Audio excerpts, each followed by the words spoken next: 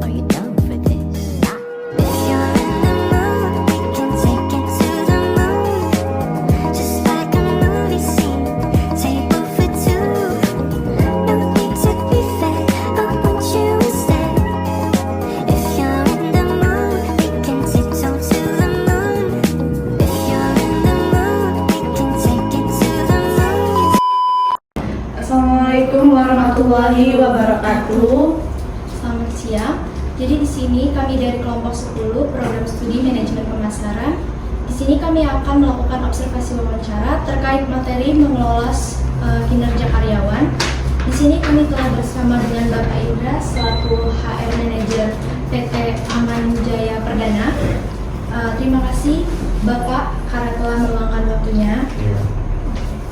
Baik, langsung saja. Di sini kami memiliki beberapa pertanyaan yang akan disampaikan oleh rekan saya Destira dan Desti Almiro. Baik, Pak. Pertanyaan pertama, berapa jumlah karyawan di PT Aman Jaya Perdana? Kalau untuk karyawan kita dibagi ada beberapa. Yang pertama karyawan tetap, karyawan kontrak, dan juga buruh harian. Kalau untuk karyawan kontrak dan juga karyawan tetap, total kita kurang lebih ada 200 orang. Kemudian kalau untuk buruh harian ini termasuk daripada karyawan perusahaan, tetapi memang bekerjanya di lokasi perusahaan. Jadi kalau dengan buruh mungkin bisa sampai 500, tapi itu tidak masuk ke data kami. Seperti itu ya. Pertanyaan selanjutnya, apakah PT Aman Jaya Perdana menerapkan sistem reward dan punishment? Saya pikir kalau di seluruh perusahaan ya, reward dan punishment itu pasti penting dan pasti dipakai. Begitu juga di tempat kami, bicara tentang reward dan juga punishment. Gimana ada reward, pasti ada punishment, atau kebalikannya di mana ada punishment, pasti juga diharapkan ada rewardnya. Kalau reward itu kita berikannya dalam bentuk pemberian bonus tahunan seperti itu. Tapi kalau punishment itu sudah pasti setiap pelanggaran yang dilakukan oleh seluruh karyawan, baik itu melanggar daripada ketentuan peraturan perusahaan secara internal maupun secara undang-undang luasnya, ya pasti dikenakan sanksi-sanksi yang berjenjang yang sudah kita sesuaikan dengan ketentuan-ketentuan dan hukum-hukum yang berlaku seperti itu. Baik, pertanyaan selanjutnya, bagaimana SOP di PT Aman Jaya Perdana? Kalau SOP di sini dibuat. Jadi kalau bicara tentang SOP ini panjang, mulai dari bisnis proses, kemudian juga bisnis proses level 1, bisnis proses level 2, sampai dengan ke manajemen bisnisnya. Jadi dibuat semua itu diambilnya dari visi misi dan perusahaan. Dari SOP itu bukan sekedar buat SOP per bagiannya saja, tidak, tapi harus diambil daripada visi misinya juga. Apa yang bisa dilakukan oleh setiap karyawan melalui visi dan misinya ini. Nah, itu dituangkan juga dalam bentuk SOP-nya.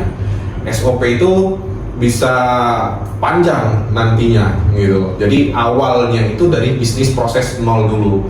Kemudian level 1, level 2, bisnis manajemen dan lain-lain, baru nanti disesuaikan dengan setiap kegiatan orang-orang yang melakukan tugasnya. Contoh misalkan HRD akan dibuatkan level 1-nya SOP yang terkait dengan manajer. Nanti ada juga SOP yang terkait dengan administrasi. Nanti ada juga SOP yang terkait dengan staff.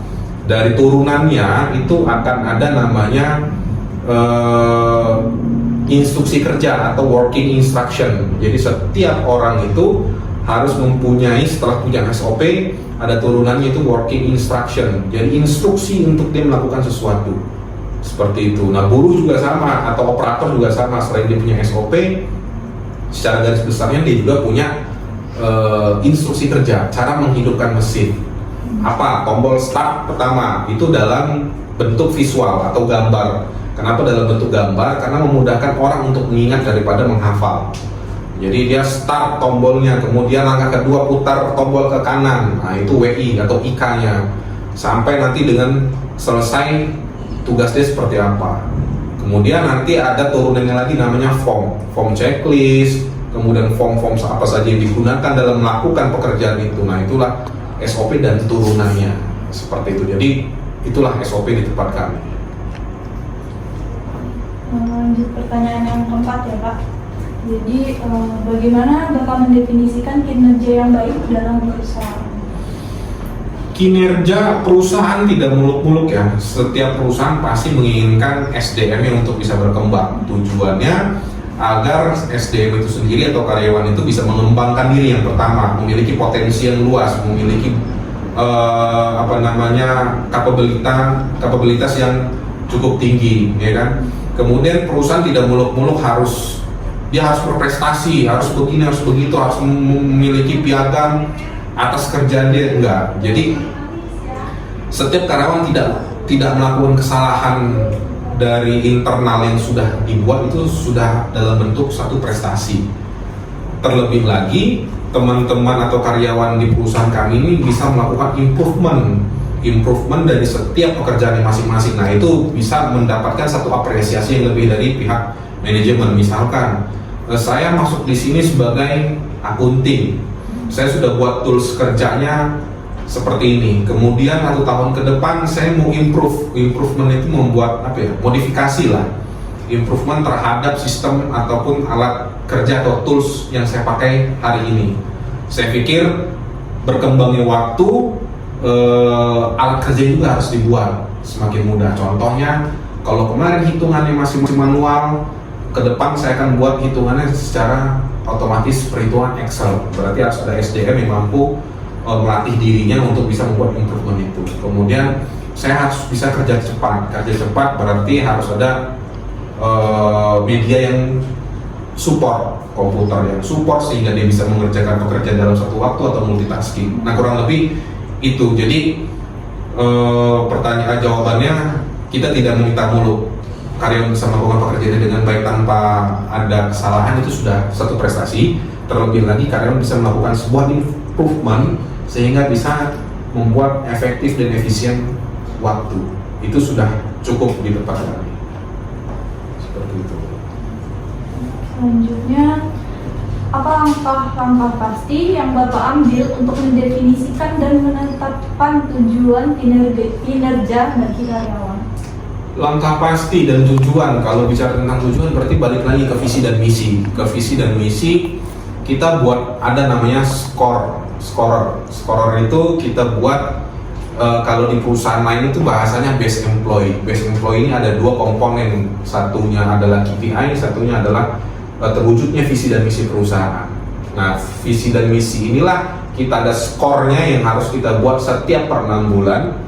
Kemudian itu yang akan menjadi bobot penilaian tambahan atau aspek penilaian yang tadi 2 itu menjadi the best employee. Artinya ya faktor itu juga bisa membawa karyawan ke arah sana.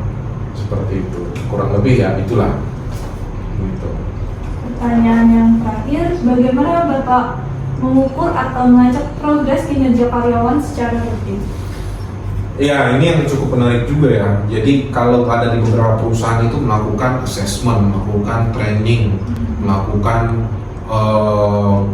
materi-materi baru, melakukan improvement, melakukan perbaikan-perbaikan, koreksi-koreksi, audit-audit. Tapi kadang-kadang perusahaan lupa adalah monitoring dan juga mengukur kontrolnya. Sebetulnya biaya yang sudah dikeluarkan, waktu yang sudah dikeluarkan, kemudian banyak hal-hal yang sudah dilakukan, untuk ukurnya bagaimana sih, gitu kan? Ada feedbacknya nggak untuk perusahaan? Jangan sampai juga perusahaan itu sudah mengeluarkan biaya yang banyak, sudah mengeluarkan waktu yang cukup, tapi karyawannya juga masih seperti itu aja. Nah, itu kita butuh namanya alat ukur atau barometer. Kita di sini pakainya KPI atau Key Performance Indicator. Ya, jadi semua pekerjaan setiap karyawan itu dilakukan penilaian KPI secara per 6 bulan. KPI ini penilaian semua pekerjaan yang dia lakukan di setiap harinya, pekerjaan-pekerjaan rutin. Tetapi wajib diukur dengan nilai-nilai kuantitatif. Kuantitatif itu berupa angka. Kalau tidak berupa angka, kita khawatirnya penilaian itu nanti bakalan menjadi penilaian yang subjektif. Bagus nggak dia kerja? Bagus menurut atasannya.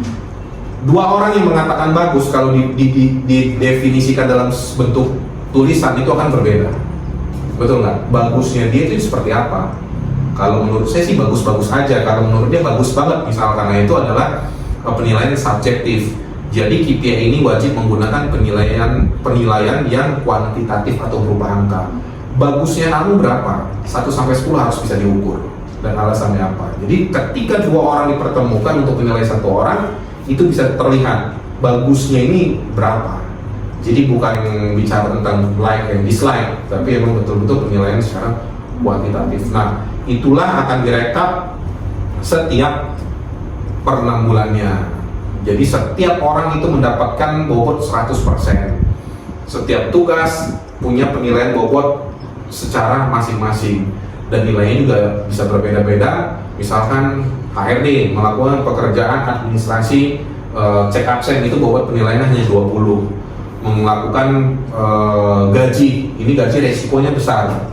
Jadi dia bobot penilaian 40, itu sudah 60. Untuk mencapai 100 ini apalagi bobot-bobot penilaian yang lainnya. Nah, itu berbeda-beda. Itulah kita untuk ukur seseorang itu bisa tidak melakukan pekerjaannya. Seperti itu. Nah, itu nanti akan menjadi satu dasar juga ketika perusahaan memberikan reward yang akan diberikan di setiap tahunnya sebagai dasar rewardnya juga. Seperti itu. Gimana? Sudah cukup jelas? Cukup jelas. Jelas ya? Jelas banget.